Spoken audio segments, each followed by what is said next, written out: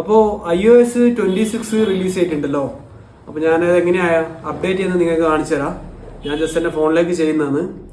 അതായത് നമ്മൾ ഐട്യൂൺസ് വെച്ചിട്ടാണ് ചെയ്യുന്നത്. അതായിരിക്കും കൂടുതൽ സേഫ് എന്ന് ഞാൻ ഏതൊക്കെ വീഡിയോ കണ്ടു. അതുകൊണ്ട് ഐട്യൂൺസ് വെച്ച് ചെയ്യുന്നത് എങ്ങനെയാണെന്ന് നിങ്ങൾക്ക് ഈ വീഡിയോയിൽ കാണിച്ചു തരാം കേട്ടോ. അപ്പോൾ ഞാൻ ഈ വീഡിയോയിൽ കാണിക്കുന്ന സ്റ്റെപ്സ് നിങ്ങൾ 1 by 1 ആയിട്ട് ഫോളോ ചെയ്താൽ മതി. ആദ്യം നമ്മൾ ഐഫോൺ കണക്ട് ചെയ്യാം. അപ്പോൾ നമുക്ക് ഐട്യൂൺസിൽ ഇതുപോലെ നമ്മുടെ ഫോണിന്റെ സിമ്പൽ വരും.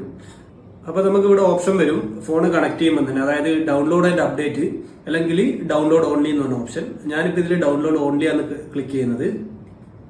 അപ്പോൾ തന്നെ പിന്നെ നമുക്കൊരു പോപ്പപ്പ് വരും, അതായത് ഈ ടേംസ് ആൻഡ് കണ്ടീഷൻസ് എഗ്രി അങ്ങനത്തെ പോപ്പുകളൊക്കെ വരും. അതൊക്കെ ഓക്കെ എഗ്രി, അതൊക്കെ കൊടുത്ത് നെക്സ്റ്റ് പോവാം.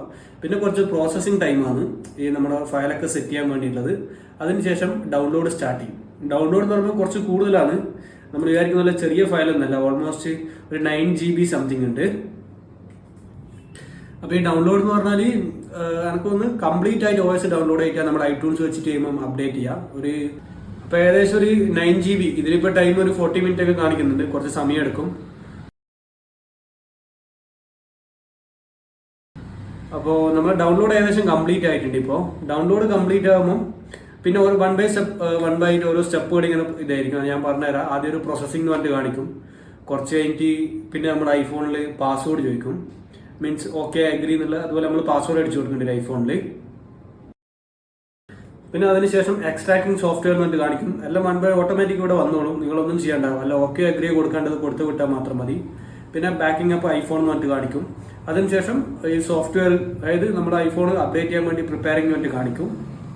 പിന്നെ അതുപോലെ തന്നെ നമുക്ക് ഇതിന്റെ കൂട്ടത്തിൽ എൻക്രിപ്ഷൻ എന്ന് പറഞ്ഞിട്ട് വരും, അതായത് ബാക്കപ്പ് എൻക്രിപ്റ്റ് ചെയ്യണോ വേണ്ടിയോ എന്നുള്ളത്. ഞാനിവിടെ ഡോൺ എന്നാണ് കൊടുക്കുന്നത്. അതുപോലെ നിങ്ങൾക്ക് ഇഷ്ടമുള്ള ഓപ്ഷൻ ചൂസ് ചെയ്യുക, നെക്സ്റ്റ് കൊടുക്കുക.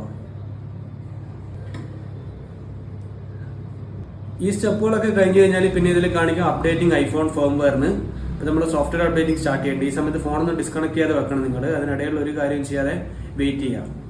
അപ്പൊ നമുക്ക് ഇവിടെ നമ്മുടെ ഫോണിൽ കാണാം ഫോൺ ഓഫ് ആയിട്ടുണ്ട്. ഓഫ് മീൻസ് സ്ക്രീനൊക്കെ ഓഫായി, അതിൽ ഇങ്ങനെ പ്രോസസ്സിംഗ് ഇങ്ങനെ നമുക്ക് ഇവിടെ കാണാൻ കഴിയുന്നുണ്ട്.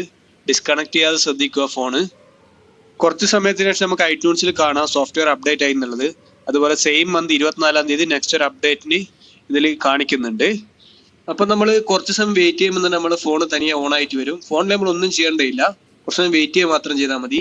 അവിടെ പുതിയ ഹലോ നമസ്തേ അങ്ങനെയൊക്കെ വെൽക്കം എന്നൊക്കെ എഴുതി കാണിക്കുക. നമ്മുടെ ഫോണിൽ പുതിയ സ്റ്റൈലിലാണ് എഴുതി കാണിക്കുക, നമ്മുടെ iOSന്റെ പുതിയ സ്റ്റൈലാണ്. പിന്നെ നിങ്ങൾ പാസ്കോഡൊക്കെ വെച്ച് ഓൺ ചെയ്യുക, അപ്പൊ തന്നെ കാണിക്കും 2026 അപ്ഡേറ്റ് ആയിട്ടുണ്ട് എന്നുള്ളത്. സോഫ്റ്റ്വെയർ അപ്ഡേറ്റ് കംപ്ലീറ്റ് കാണിക്കും. പിന്നെ കുറച്ച് പ്രോസസ്സാണ്, അഗ്രി ചെയ്യുക, നെക്സ്റ്റ് അടിച്ചിട്ട് ഇങ്ങനെ പോയിക്കൊണ്ടിരിക്കുക. കുറച്ച് അനലിറ്റിക്സ് കാര്യങ്ങൾ അതൊക്കെ അതിലിങ്ങനെ കാണിക്കും. അഗ്രി ചെയ്യേണ്ടത് അഗ്രി ചെയ്യുക, ഓക്കെ കൊടുക്കേണ്ടത് ഓക്കെ കൊടുക്കുക, നെക്സ്റ്റ് അടിച്ചിട്ട് പോവുക. അപ്പൊ നമ്മൾ പുതിയ സ്ക്രീൻ ഇതുപോലെ കാണും. അതിന് നമ്മൾ കണ്ടിന്യൂ ചെയ്ത് കൊടുക്കുക. പുതിയ ആഡ് ഓൺ ആയ ഫീച്ചേഴ്സ് ഒക്കെ അതിൽ കുറച്ച് സ്റ്റാർട്ടിങ്ങിൽ നമുക്ക് ഇങ്ങനെ കാണിച്ചു തരും എന്തൊക്കെയാണ് ഉള്ളത് എന്നുള്ളത്. അങ്ങനെ അതൊക്കെ കണ്ടു കഴിയുമ്പോൾ തന്നെ ഫോൺ നമ്മുടെ വെൽക്കം പേജിലേക്ക് പോകും.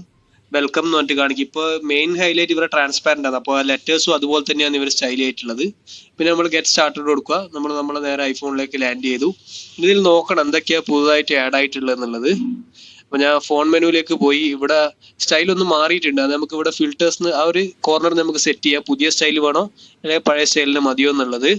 അങ്ങനെ ഇനി ഞാൻ ഇതിന്റെ ട്രാൻസ്പാരന്റ് സ്ക്രീൻ കാണിച്ചു തരാം. നമ്മൾ മുകളിൽ നോട്ടിഫിക്കേഷൻ ബാറൊക്കെ വലിക്കുമ്പോൾ ഇതുപോലെയുള്ളത്, അതൊക്കെ പുറകിലുള്ള നമ്മുടെ ആപ്പൊക്കെ നമുക്ക് കാണാൻ കഴിയും. നല്ല രസമുണ്ട് കാണാൻ വേണ്ടി, അടിപൊളിയാണ്. പല മെനൂസും ഇങ്ങനെയുണ്ട്. കുറച്ച് ഫീച്ചേഴ്സ് ഒക്കെ ആഡ് ആയെന്ന് പല വീഡിയോയിൽ നമ്മൾ കണ്ടിനി. അതുപോലെ ഇതിന്റെ കൺട്രോൾ സെന്റേഴ്സ് ഞാൻ കാണിച്ചിട്ട് എങ്ങനെയാന്നുള്ളത്. അപ്പൊ ഈ വീഡിയോ നിങ്ങൾക്ക് ഹെൽപ്ഫുൾ ആയിട്ടുണ്ടെങ്കിൽ സപ്പോർട്ട് ചെയ്യുക. അപ്പൊ iOS 26 അപ്ഡേറ്റ് എന്ന വീഡിയോയുടെ വൈൻഡപ്പ് ചെയ്യുകയാണ്. Thank you.